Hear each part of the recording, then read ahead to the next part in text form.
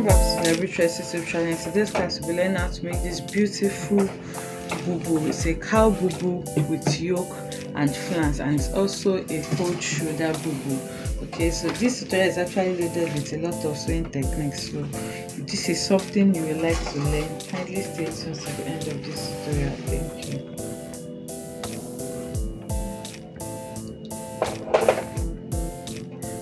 So to make this yoke, I'll be working with my Ankara fabric for the lower part of the bodies and this plain doll face fabric for the upper part, which is the yoke.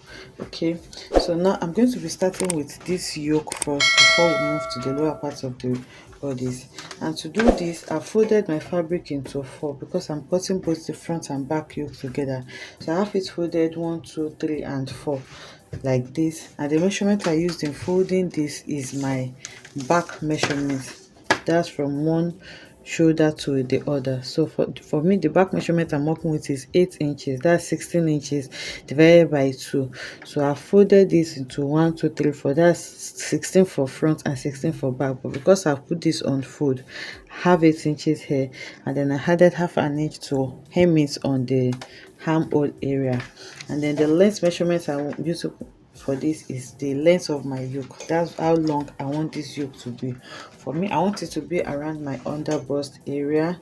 So that's 15 inches for me. Then I added 1 inch for joining to my lower bodice and then for joining on the upper body. So I'll use half inch to join it to the Ankara and then half inch to sew my shoulder.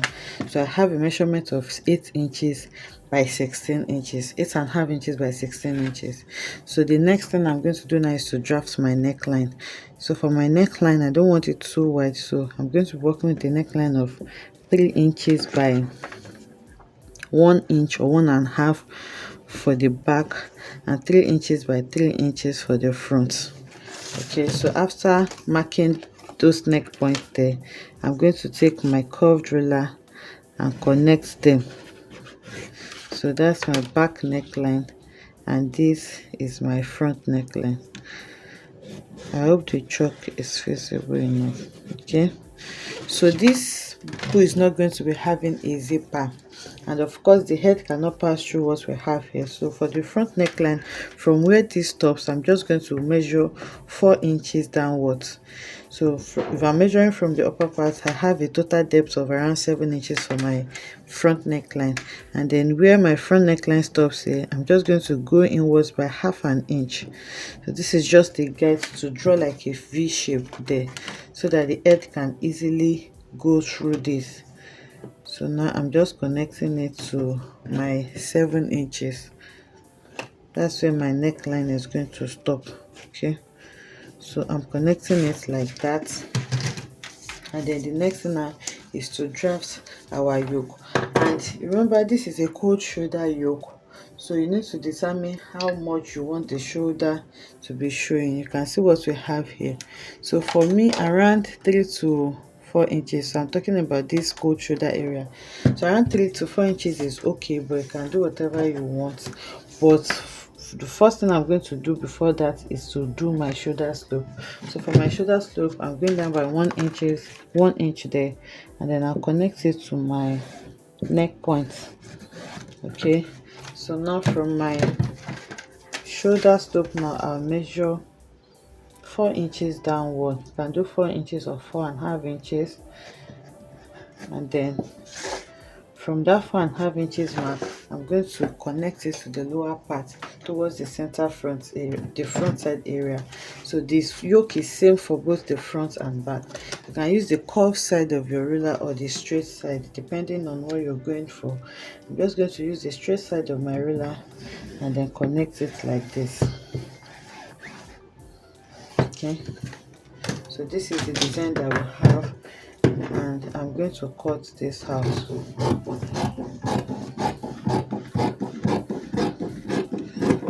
Okay. Then you cut out your shoulder slope, and you cut the back neckline first. And I'm going to remove the back neckline so that I can cut out my front neckline. So you arrange it well before you do this. And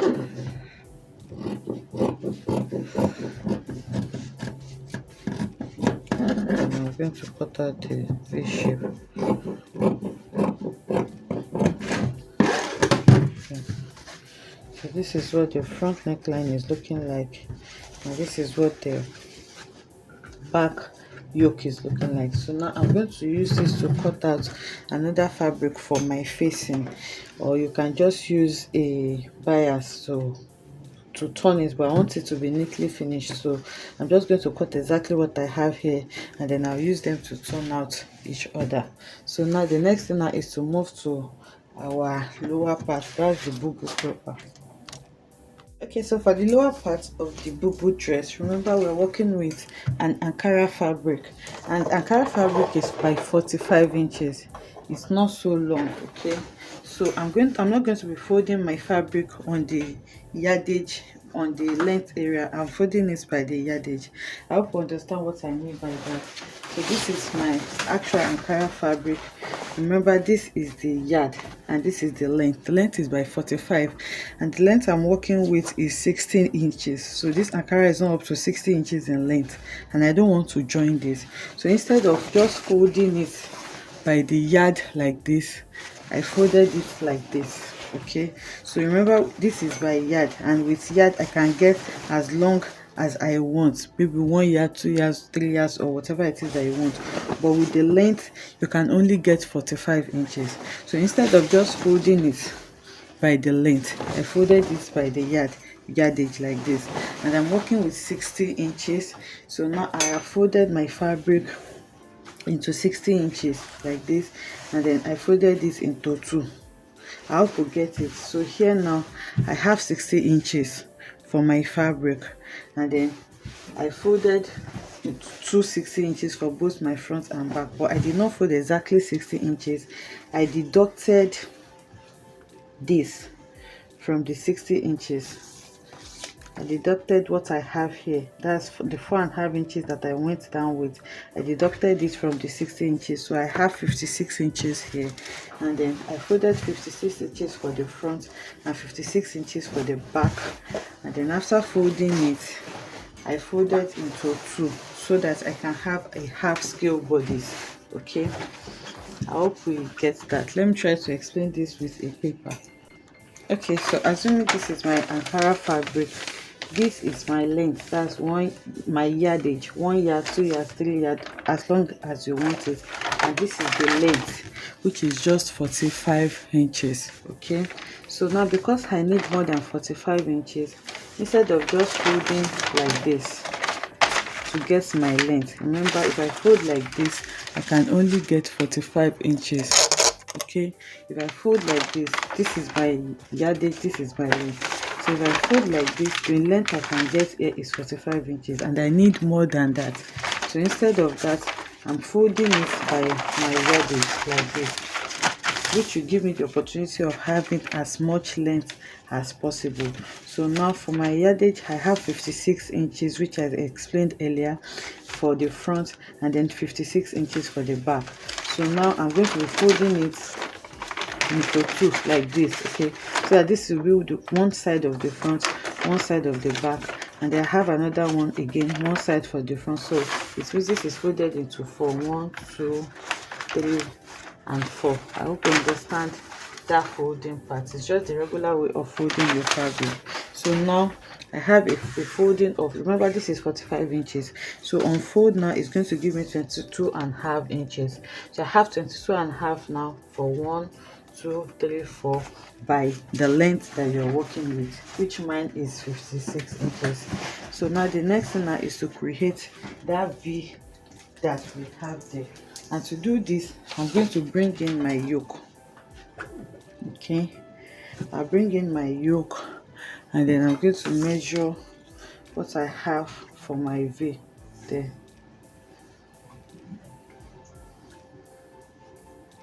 Okay, so here I have around 14 inches for the V shape. So I'm going to place that 14 inches here. So now this totally depends on you. If you want to have some pleats around your center area here, you will need to increase this Ankara. You not measure the exact 14 inches so that you have enough fabric to pleat around here. So also remember there's going to be a coat shoulder. So for the coat shoulder, you just measure your bicep where that coat shoulder area is going to be. So for me, around 3.5 inches is okay. So remember that's on fold, so by the time you fold it you have 7 inches, so this is fine for me. So I'm going to be including that also. So 14 inches plus the 3.5 inches is going to give me around 17.5. So now you can see how I've just placed this. Now I have 17.5 here, so I'm just going to increase it to where I can get the 17.5. okay, so from my center here, I hope you can see how I'm placing this. So I have my 17.5 inches here, and then I'm going to connect it using my ruler. Okay, so I've ruled this now, and this is what I have. I hope the chalk is visible. So now what I have left here is going to be my sleeve. Okay, so to create the cowl effect that we have on this bubu, from this upper part here, I'm going to measure around 30 inches. Okay, so I'm removing the 4.5 inches that I have there, as you can see, and then I'm going to measure 30 inches or 32 inches. 30 inches is fine for me, from that place all the way downwards. So I measured my 31 inches there, and then on that mark where I have my 31 inches, I'm going to measure my hip measurement divided by 4. The hip I'm working with is 46 inches. 46 divided by 4 is going to give me 11.5. So I have 11.5 inches here. For ease, I'm going to add 3 inches to it. Okay, you need this for you to be able to walk freely in this. So I'm adding extra 3 inches. So the cowl effect here is not going to be too much because of the type of fabric that we're working with. We are working with a fabric that is very long, let's say crepe fabric that has a very long length, then you have enough room. But this is just Ankara, and you're working with just the length that we have there, and this length is just 22.5 inches. That's 45 inches divided by 2.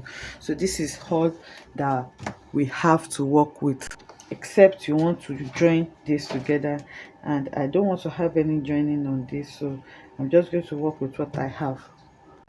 So now this measurement that I have here, okay, I have from here now, I have 14.5. I'll go to the hem of this dress now and measure the 14.5 so that I can have a straight line downwards.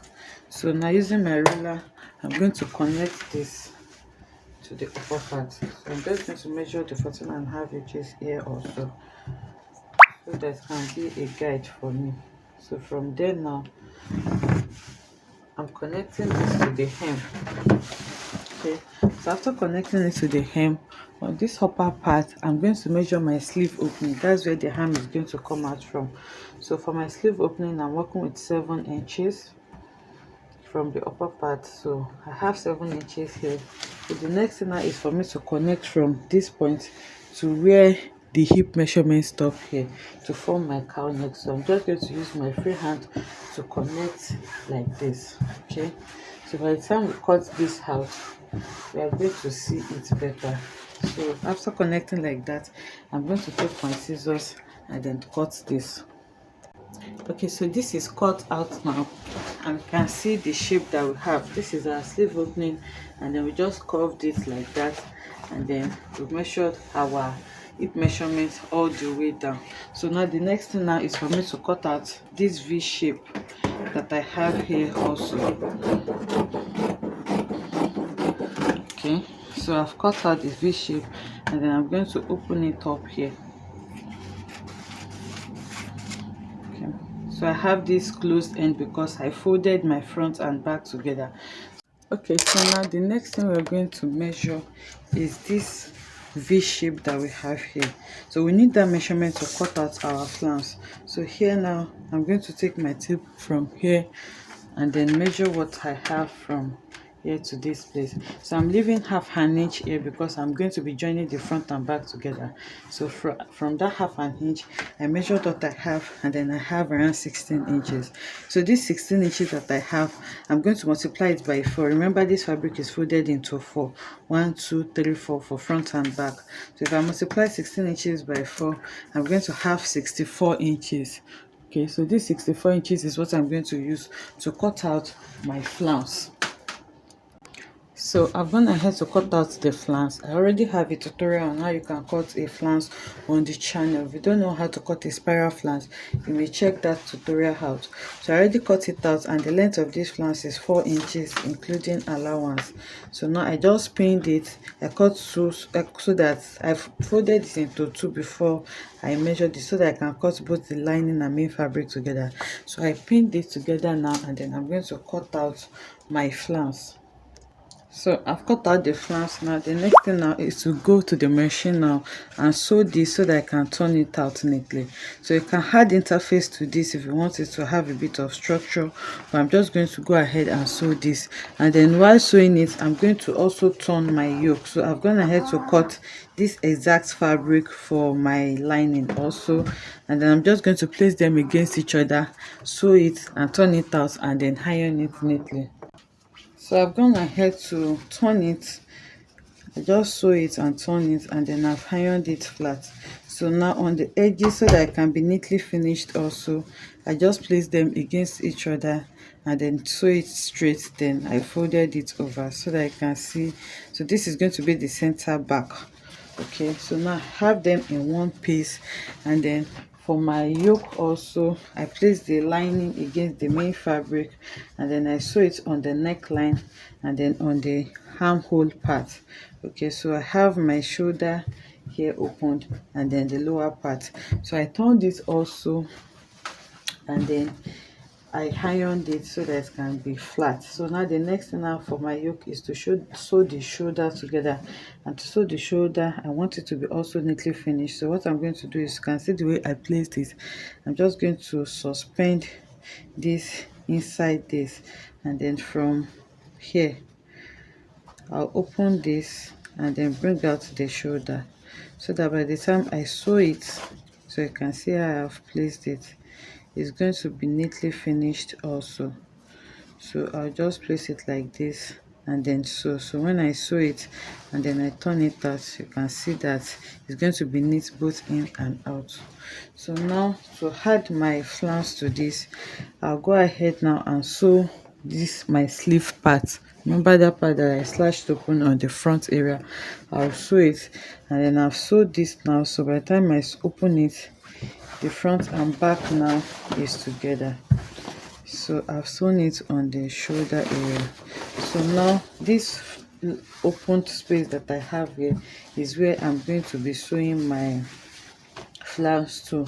So now I'm just going to sew the flounce around this. I'll place it like this. Okay, I'll place it like this. I'll place it on the right side and then sew my flounce around it. So after sewing the flounce around it, that is when I'm going to attach my yoke to it. So I just take this to the sewing machine now and sew my flounce around the neckline area. That's where I'm going to be adding my yoke to. Okay, so now I've gone ahead to sew my flounce around the neckline. You can see it. So the next thing now is to install your yoke, and I've also sewn the shoulder of my yoke together. You can see that it is neatly finished now. So now to sew your yoke, you just place the yoke like this, and then you see how it fits. So the center part of this, of the main bodies, you notch it. Okay, so this is my center part, and then the next now is to match them against each other like this. You can sew the lining and the main bodies down so that it will be easier for you to work with, and then you place it like this and sew it to this side, and then after sewing it, you take it and sew to the other side also. So the same thing you do for the back also. You take it to the back part, you sew it to this side and then to the other side. So I'll go over to the machine now and do this. I hope you saw what I did. Okay, so now the flounce is sewn around the neckline, and you can see what we have here. So I've sewn my flange around it. The next thing now is to insert my yoke into this. So to insert your yoke to this, you just place your yoke. I've also joined the yoke on the shoulder, and you can see the shoulder is neat now. So you just place your yoke like this. You note the center part of your main bodies, and then you match it against the center part of your yoke like this. So after matching it, you place it like this, and then sew to this side, and then from this side again you sew to the other side. So the same thing you've done now, you take it to the back also, and you sew the back to the side, and then you sew it to the other side also. So now I'll go over now and do this, then I'll bring it back to show us what we have. Okay, so I've gone ahead to sew the yoke to the main bodies. As you can see, you can notch it, and then I have this space here. Remember when we were drafting, I added around 3 inches or 3.5 inches. So when you turn it out, this is what you're going to have. So remember when we were drafting, when I wanted to slant it, I measured what I have on my yoke, and then I added extra 3 or 3.5 inches. I can't really remember, but 3 to 4 inches is okay. If the person is not big, you can just add 3 inches, and if it's a big person, you can just add 3.5 or 4 inches, is fine. So that is the excess that I have here, and that's going to form the coat shoulder. You can see the bicep area is going to be showing on this side. So now to finish off this side, you're going to be cleaning it with a bias. You just need to sew a bias on it, and then fold in the seam allowance so that it can also be neatly finished. And then you can also serge it so that all these rough edges that you have here will be neatly finished. So now our yoke has been inserted to our bodies. The last thing to do now is to take them together, and then we sew it on the side. So when you're sewing it on the side, remember we have 7 inches for our hem opening, which is here. So you're not going to be sewing your hem opening. You just start sewing from the 7 inches, and then you just sew it close on the side, and then hem it on the lower part. Okay, so the side is sewn now, and this is what our dress is looking like. So this is the opening where your hem comes through, and this is going to drop down to give you the cowl effect on your bubu dress. So I'm just going to take this to the mannequin now to see what this looks like. Okay, so this is what our bubu is looking like on the mannequin. So this is a deep V yoke that we have. This is the flange. So if you want your flange to stand more than this, you can add interface like hairstay or gum stay to it. You can even add crinoline to it depending on the effect that you want to achieve. And this is the coat shoulder part of the bubu.